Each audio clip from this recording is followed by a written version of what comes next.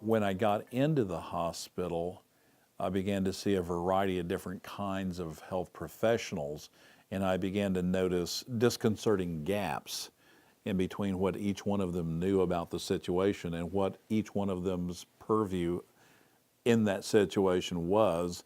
And the fascinating part of the whole odyssey was really observing 4 different kinds of doctors try to synchronize between themselves, coming from somewhat siloed approaches to healthcare. I had an internist, I had a podiatrist, I had a wound care person, and I had an infection control doctor. And so I quickly began to assume the role of synthesizer between them, helping to fill in the gaps and explain things. Maybe I didn't always have to do that, but I felt like over-communicating was probably the safest way to do this. And occasionally I would come across just a gap where a test was ordered and by the doctor, and the nurses knew nothing about it. And I would have to say, but the doctor ordered that test, and it was an important test. So I got into a little bit of a stage manager role. That's kind of my personality. But I was just surprised at the divergence between people, because you have people coming at different times, sometimes at half-day intervals. And I will say some of the nurses were solid gold and really put their heart into what they did and really had huge empathy, because they knew at certain points I was pretty emotionally upset.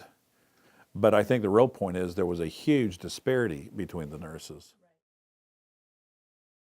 Take responsibility for the outcome of your hospitalization. You're the owner of your body, you're the manager, you're the person paying the bill ultimately.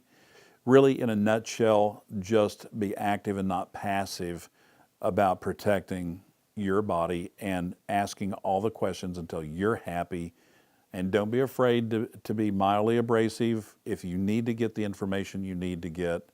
But for the most part, the people that are in the profession are great, and they may have saved my life. But I will say that I learned, especially if you have multiple people involved, there can be the potential for disjointed communications, and you're the person at the center of that care matrix, and it is certainly okay to help make sure that party A, party B, and party C are saying and doing the same things. Does that make sense?